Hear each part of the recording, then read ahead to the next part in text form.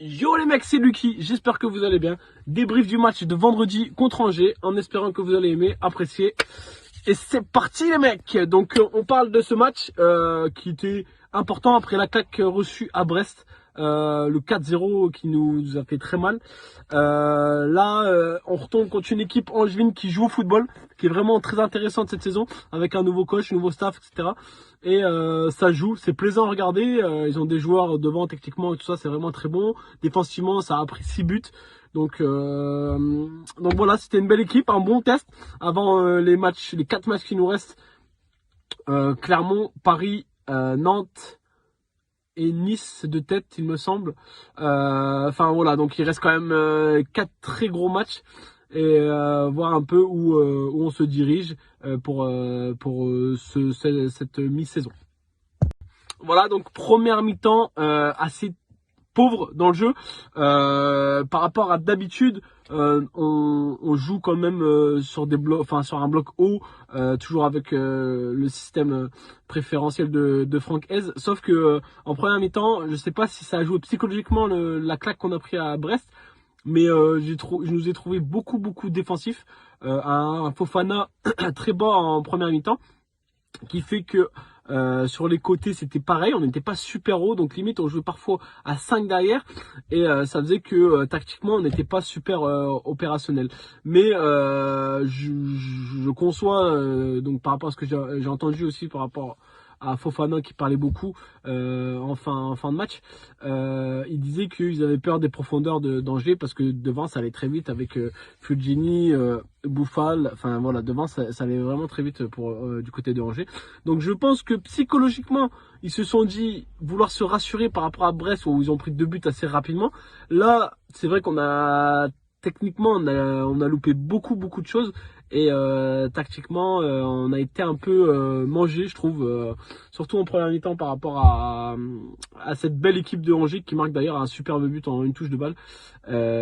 Donc voilà, je pense une première mi-temps c'était la suite du match face à Brest. On n'a pas été catastrophique, mais c'est sûr qu'on avait déjà beaucoup vu mieux, mais en rien on n'a pas non plus été nul. Voilà. Et là, deuxième mi-temps, on revient sur nos bases et bizarrement pendant 20 minutes on les a mangés dans le jeu, que ça soit à droite, à gauche. Franchement on les a tués en deuxième mi-temps pendant 20 minutes. Ils arrivaient même plus à ressortir la balle. On marque le 1-1, d'ailleurs une très bonne entrée de Aïdara. On marque le 1-1, on marque juste après le 2-1, on a l'occasion du 3-1 qu'on malheureusement on met pas sur ce superbe centre de Klose sur Sotoka, et derrière on se fait punir sur un corner joué rapidement. Mais dans l'ensemble du match c'était quand même plus ou moins mérité le nul. Angers est quand même bien classé aussi au classement et voilà, c'était important aussi de pas perdre, de se redonner confiance. Et je pense qu'au vu de cette deuxième mi-temps, les joueurs ont repris confiance. Il faut pas oublier quand même qu'on avait des absents aussi. Et finalement, c'est là où tu te rends compte que le banc est peut-être un peu juste si on veut jouer vraiment le haut de tableau. Parce que des joueurs comme Corentin Jean, des joueurs Pereira da Costa quand il rentre à la place de Kakuta, c'est pas le même style de joueur. Donc ça retire un petit peu la qualité, mais en rien où ils sont pas nuls ni rien, mais on voit tout de suite un peu la différence. Maintenant on dit ça, mais sur certains matchs l'année dernière par exemple, Pereira da Costa ou d'autres joueurs ont fait des très bonnes rentrées.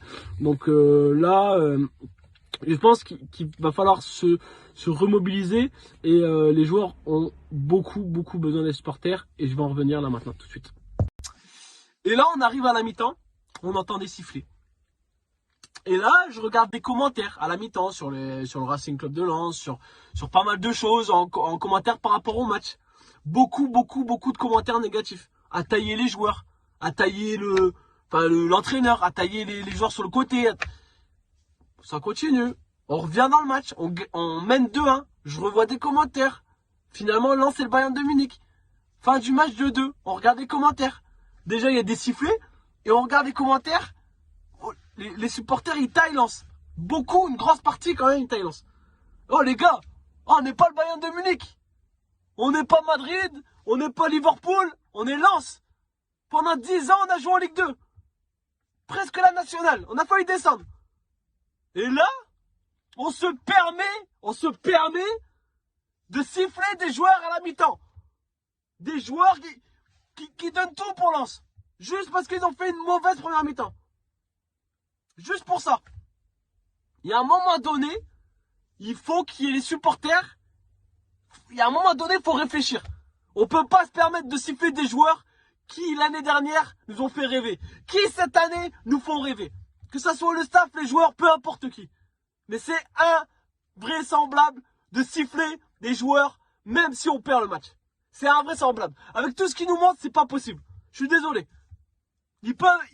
Ça arrive de passer derrière un match. Ça arrive aussi de louper des passes. Ça arrive de faire des erreurs. Tout le monde en fait des erreurs. Mais c'est impossible de siffler les joueurs. Je suis désolé. Impossible. J'arrive pas à comprendre comment on peut les siffler. J'arrive pas à comprendre. Et contre Paris, ça va être quoi? Ça va être quoi contre Paris? Contre Clermont, ça va être quoi? Vous faites pas les déplacements, vous restez qu'à Lens. Quand on était au stade en Ligue 2, il y avait 20 000 personnes. Vous étiez pas là, il y avait personne. Les 20 000, c'est les gars qui faisaient des kilomètres aussi. Pour aller en déplacement à Niort, à Tours, au Paris FC, où vous voulez. Il y a un moment donné, il faut arrêter. Je pense qu'il faut arrêter. Donc là, il faut être derrière les joueurs, derrière le club. C'est là où ils ont besoin. Ils en ont eu besoin pendant 10 ans, c'était la merde. Où on montrait des images où les supporters allaient sur le terrain pour limite casser la gueule des joueurs, du staff, des missions tout le temps. Et là, l'année dernière, ils nous ont fait rêver, briller, tout ce que vous voulez. Cette année, ils nous font briller. On est 4e du championnat, 4e. On a battu Lille, on bat Marseille. Les gars, je sais pas, réfléchissez. Alors oui, on peut être déçu. On peut être déçu parce qu'on fait pas un bon match. On peut être déçu.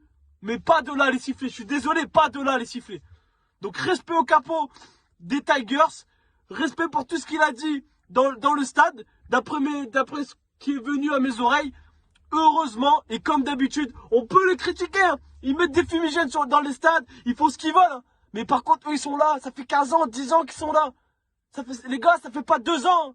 Ça fait pas là depuis 6 mois que vous découvrez supporter lensois parce qu'on joue contre Paris, Marseille, tout ce que vous voulez. Ah, faut arrêter. Il faut arrêter. Et là, donc on parle forcément de l'ambiance de Bollaert, où on vient nous dire, l'ambiance c'est plus comme avant. C'est plus comme avant. C'est des guichets fermés. Avant, il y avait 20 000 personnes, ça faisait plus de bruit que maintenant. Il n'y avait pas de sifflet. On était là que pour Lens, rien d'autre. Faut arrêter les conneries, je suis désolé. Gros coup de gueule, mais c'est normal. Donc respect à tout le monde, surtout aux vrais, pas à ceux qui critiquent tout le temps, pas à ceux qui se permettent de siffler nos joueurs, nos propres joueurs qui se démerdent depuis 2 ans, qui ont remonté le club avec le staff, avec tout ce que vous voulez. On n'a pas le droit de faire ça, je suis désolé. On est le meilleur public de France, pas pour rien. Mais il y a un moment donné, je pense qu'il faut se remettre en question, et pas que les joueurs, surtout les supporters. Donc moi, mercredi, je serai à Clermont. Mercredi, je serai là pour eux aussi. Et je les sifflerai pas et je serai toujours derrière eux, quoi qu'il arrive. Dans le malheur ou la gloire, nous, on est là. Et ça, il faut le garder dans la tête. Voilà, c'est tout. À mercredi. Et j'espère que le Racing gagnera à Clermont. Ciao, ciao.